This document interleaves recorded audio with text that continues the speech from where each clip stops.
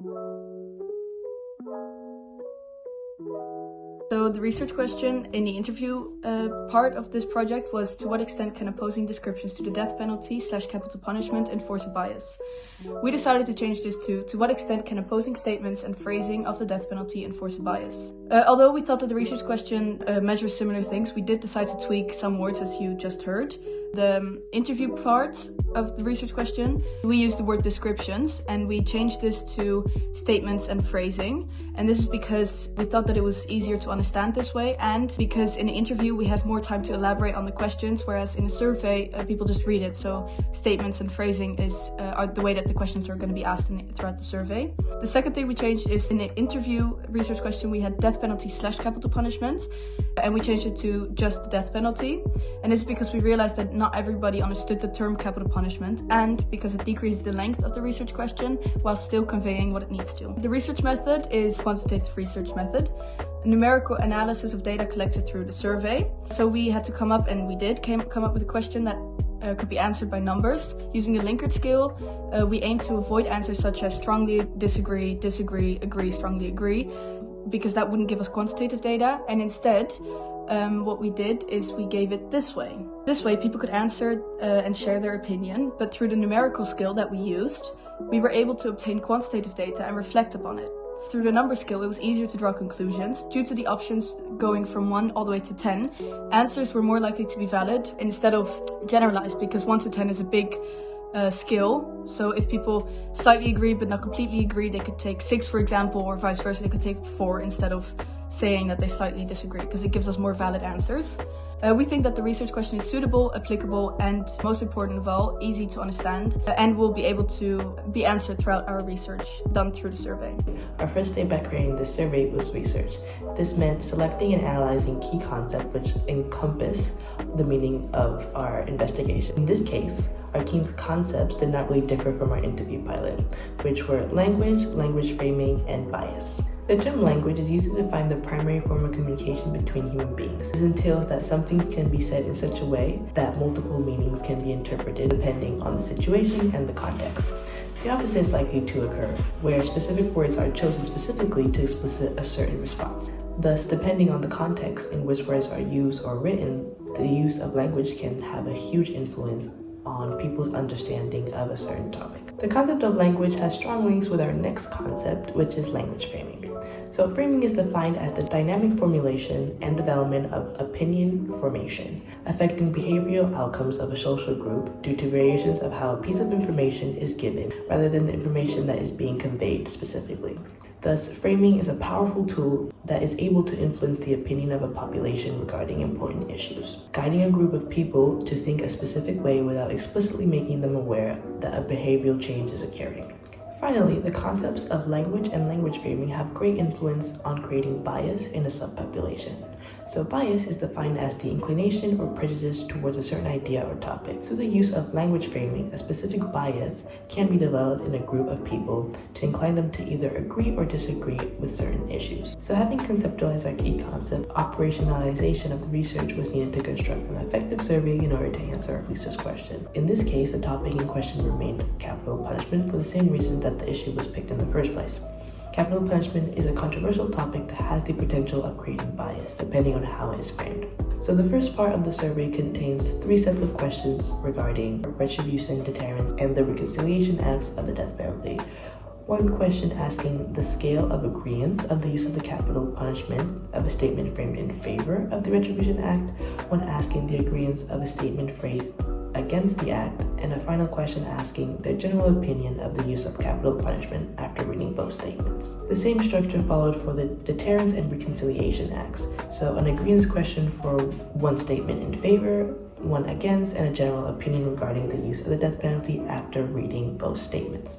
Thus, the first part would contain 9 questions. The level of agreeance of the statements was measured on a scale from 1 to 10. The second part of the survey contained more general questions regarding the influence of language framing on the creation of bias.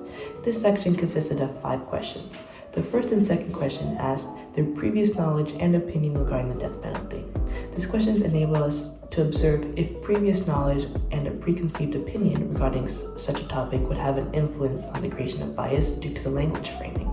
This section of questions was chosen to be yes and no questions because they would give us a more direct answer on their knowledge and opinion regarding capital punishment and the influence of language on the development of bias. So this data, which attempted to answer our research question, was collected using Google Forms. Our population consisted of young adults between the ages of 18 and 25.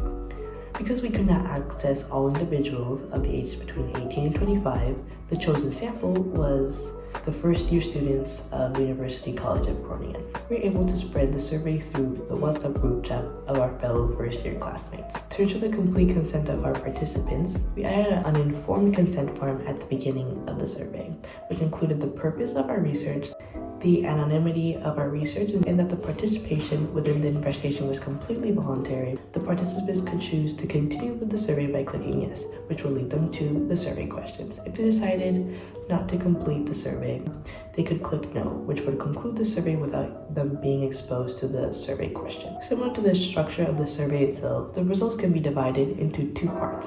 The results of the first part of the survey were the following. Regarding the retribution statements, the statement framed in favor had 82.5% in agreeance between 1 and 5 out of 10, where agreeance 1 consisted of 43.5%. The remaining 17.5% of the sample agreed with the use of such an act between 5 and 10.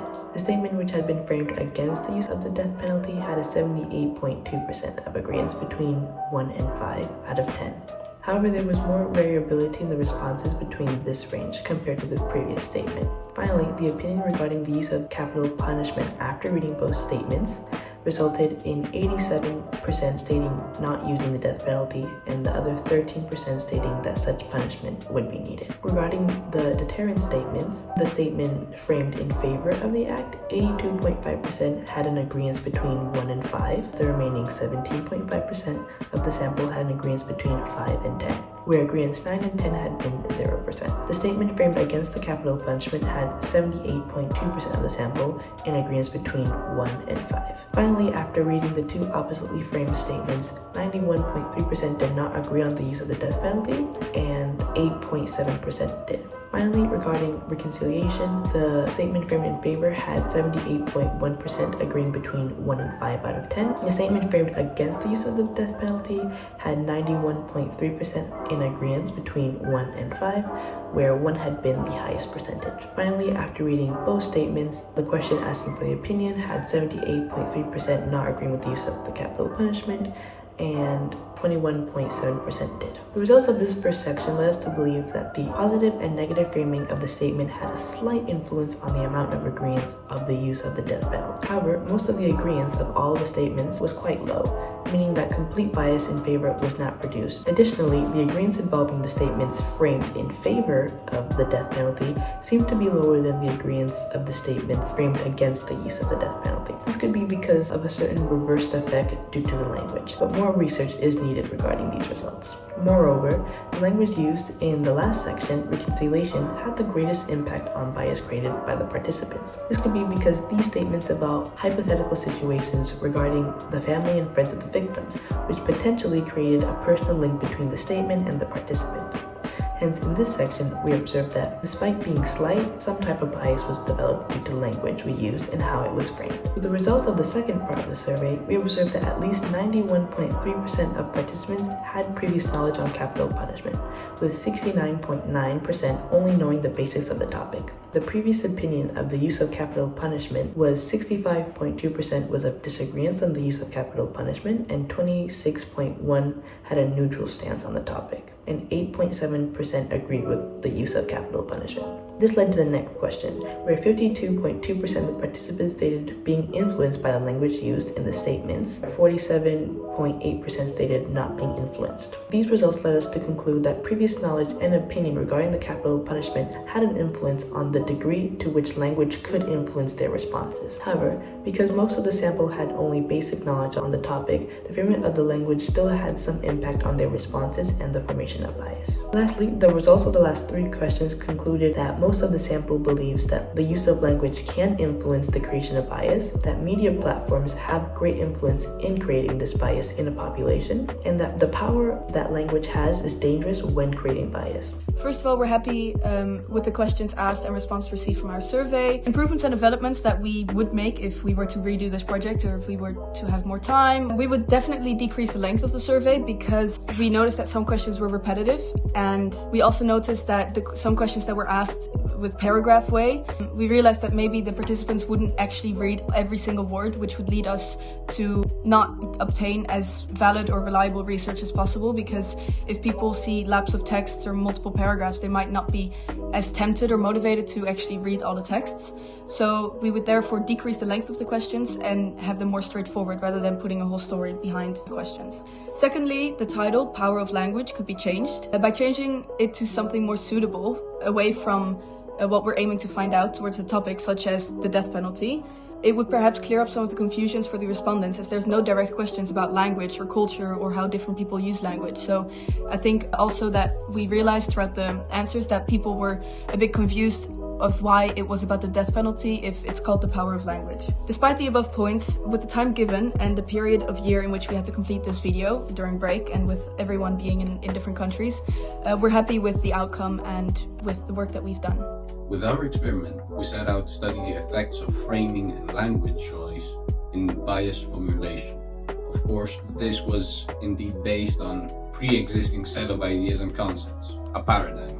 Specifically, this was based on the preconceived idea that certain media can use language to create biases in people. Our findings were reliable in the sense that the same experiment could be repeated under the same conditions and the same findings could potentially be reached. However, the extent that the experiment actually answers the question that we set, it can be somewhat doubted. This is because even though the condition which is changing throughout our 3 interviews is actually just the framing, it also tests other variables such as social pressures in order to adopt the same views as the interviewers. Both elements of induction and deduction were present in our experiment. This is because the basis for our experiment was a general assumption in that we assume that language can actually influence people in their decision making. But our findings could also then be used to support a generalized thesis in that language framing does influence people and the biases it creates. The 2 approaches that we use, the qualitative interviews and the quantitative survey, have both strengths and limitations that we must mention. Firstly, a strength of the qualitative interview was that there was the possibility of the back and forth dialogue between the interviewer and the interviewee, as well as direct observation of the interviewee by the interviewer. However, a limitation, as mentioned previously, was that it also tested other variables such as social pressure in order to adopt the same belief, which does not help necessarily the validity of the experiment. However, the survey also presents a limitation in that both 3 versions of the interview were present in the survey, and the responders were able to shift through all 3 of the responses, which makes the framing less effective since the survey responders can view all the options and are thus less susceptible to being influenced by the framing. However, the survey does have a strength of its own in the sense that it can be used to collect a greater amount of information from more responders, which can then be used to build upon a more generalized truth.